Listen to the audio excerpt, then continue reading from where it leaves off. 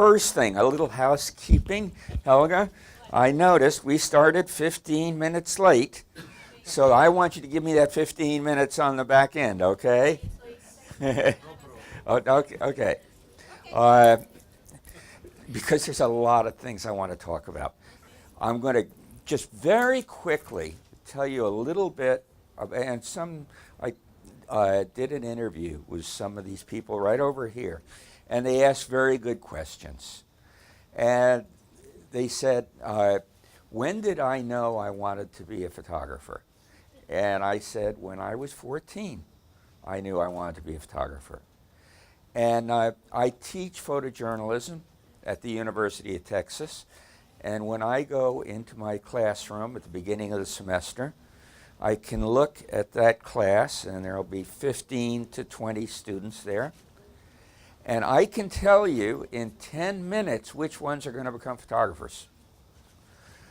There will be, out of that group, 4/5 will have sort of a blank look on their face.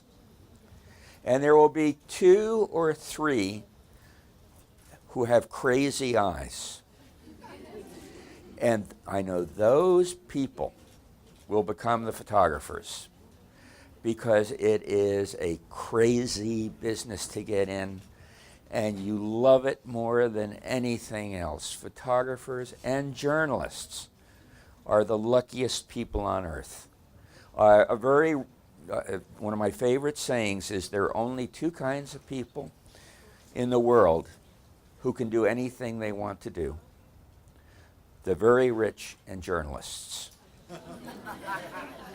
And of course, some people here have both. So he can really do whatever he wants to do. As he said, that my first real job was for the Dallas Times-Herald in Texas. So I know what it's like to work in a daily newsroom. And then I worked for United Press International for 15 years, and was very lucky. They sent me all over the world. I opened the first UPI bureau in Saigon in 1965 and was the bureau chief in Saigon for 65 and 66, which was the beginning of a love affair with Vietnam, which goes on to this day. And the last story I did for UPI, I was one of 6 photographers selected to go to China with Richard Nixon. And you saw some of these pictures up here. And that was where my road branched, because I no sooner got back from China than Time magazine invited me to come and work under contract for them. And that was the same week that Life magazine had gone out of business. And so the very first day I moved into what they used to call the lockers on the 28th floor, which were our little offices, there were all these Life photographers, and they were just stretched out on the floor of the hallway, and they were all drinking wine that they had stashed in their lockers. And one of these people, Carl Meidens, who is one of my idols, looked up and he said, "I never thought I would outlive my profession." And to these Life photographers, that's the way it looked, because Look had already closed down, and then Life was gone. But I was the beneficiary of that, because Time magazine decided that they wanted to pick up that photographic slack and create the greatest stable of photographers. And so I was the first one. 2 weeks later, Eddie Adams joined the staff of Time. 2 weeks after that, David Hume Kennerly.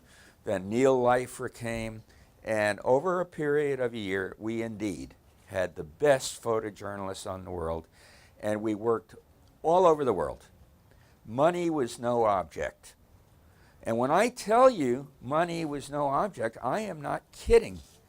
I could walk into any bureau and walk into the office manager's office and say, "I want $5,000. And she'd open up a cash box, never ask what it was for. $5,000, there it is. There was a cash window on the 27th floor of the Time Life building which there was always a line at. And these were people who were going up to that cash window and drawing $1,000, $5,000, $10,000 on their signature.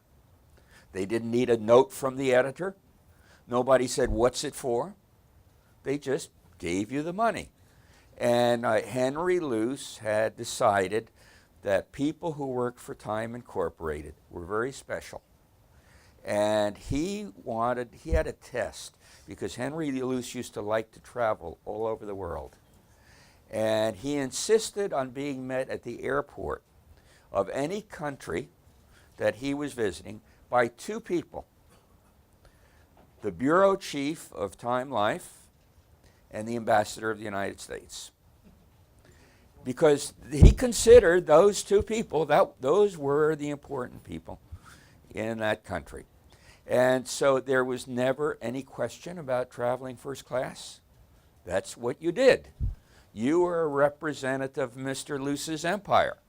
And if, as the Time White House photographer, if I did not regularly take either a press secretary or a deputy press secretary to lunch, I was in trouble, because I wasn't doing my job.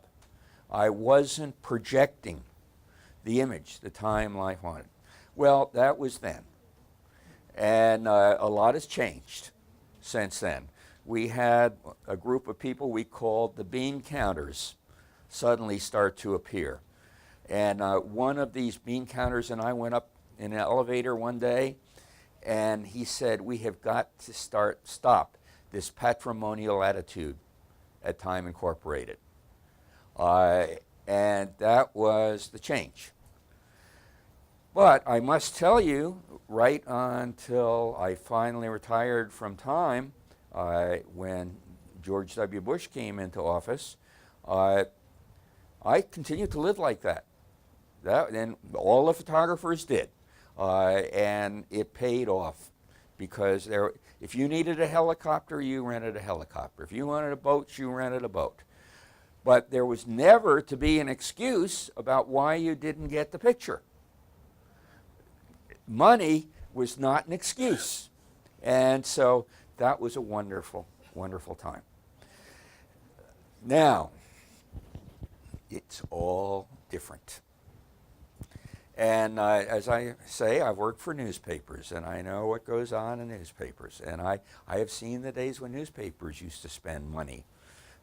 As I said to him last night, the second best business in the world is the newspaper business.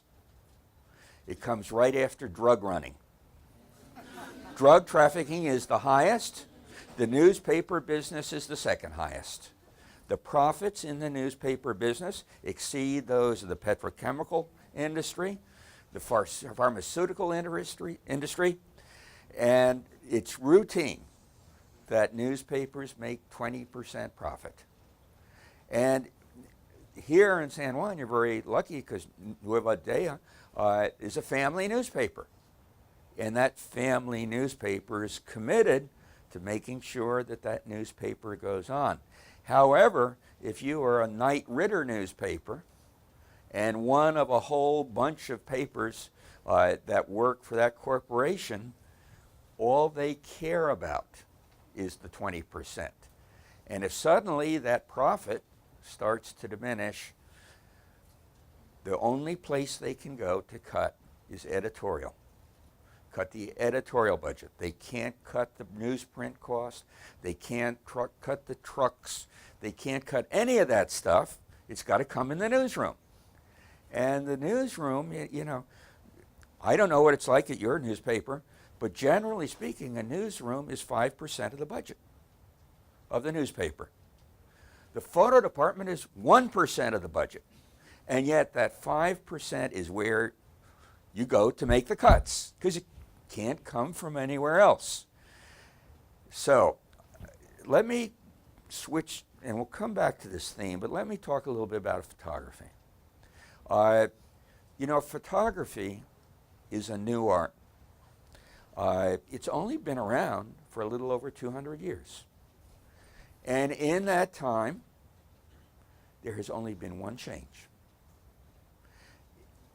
If you look back to where Matthew Brady, and actually his assistant who did all the famous pictures, if you look back over history, you will see that every photographer works with a box. And it's a box with a bellows that's got a lens on the end of it, which generally has to be on a tripod. And that's how they took pictures in the Civil War.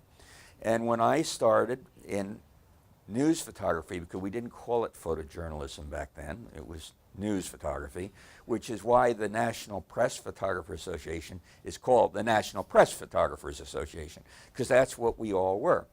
And when I started at the Dallas Times-Herald, they issued me a 4x5 speed graphic. And that was a box camera. It was a camera, a box that had a bellows that had a lens. And so really up until 1927, when the Erminox was created, all cameras were box cameras. And to take a picture required generally a tripod or flash powder or flash bulbs. But when this little camera, the Erminox, was created, it's the size of a Leica, and it still used a plate, actually, a little tiny 35 millimeter plate. But because it was such a small camera with such a small area of film, you could create a 50 millimeter f2 lens, which was unheard of because a 4x5 speed graphic had a 4.5 or a 5.6 lens. So now it was possible, with the development of the Erminox and then the Leica, for the first time, photography changed, because now this instrument was capable of taking natural pictures in room light. And suddenly, photography became a narrative tool. You used photography the way a reporter used his notepad or her notepad. You took lots of little pictures, and you could capture people in natural light. And that was the first and only change in photography. Well, yes, we could talk about the twin lens Rolleiflex and things like that, but essentially that was the only change, and that change has continued until today. So only one change in this business. Now we're going to photojournalism 2.0. And photojournalism 2.0, everything changes again. Because when you had the box cameras, a photographer was a picture taker. That's what photographers did, okay? But once you gave them these wonderful little 35 millimeter cameras, they became journalists, and the tool was this little camera. And that's how come we got Life magazine and Picture Post and Perry Match and Look magazine, and eventually it spread. I mean, I remember as late as 1964, going to the Olympics in Tokyo, and I was very proud because I had this brand new Nikon with a motor drive, and that was the year the motor drive came out. Do you know what the Japanese photographers were using? 4x5 speed graphics, because they didn't think those little cameras were real press cameras. And so the people who invented these cameras were late adapting them, but eventually they did. So now we come to photojournalism 2.0. And before I go any further here, let me tell you what all this is about. It's all about storytelling. That's the purpose. You know, there are many kinds of photography. There is animal photography, there's wedding photography, there's crime photography, there's aerial photography, there's even pornography. There are all different kinds of photography, but there is only one kind of photography which is concerned with storytelling, and that is photojournalism. And everything comes together to allow you to tell a story, the same way the reporter tells a story. And the people who are the great storytellers, you know, you saw all this stuff, all this things I've done over the years. I didn't get to do those pictures because I knew somebody. I didn't know anybody. I got to do those pictures because they thought that I was a good storyteller.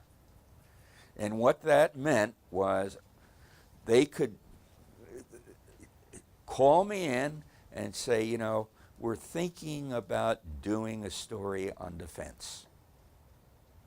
And that was it. That was the end of the assignment. We're thinking about doing a story of defense. And from that point on, I had to figure out what the story was going to be, where I was going to do, where I was going to go, how I was going to do it. And 6 weeks later, I would come back, and that's how long those assignments used to last. 6 weeks later, I'd come back and I'd get a cover and I'd get 8 pages of color in the newspaper and the magazine, and I told a story.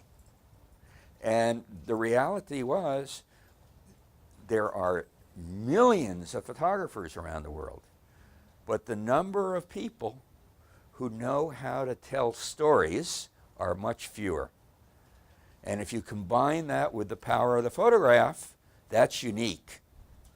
And that's why, you know, when I was starting at Time magazine, there were literally around the world maybe 10 or 20 photographers doing this.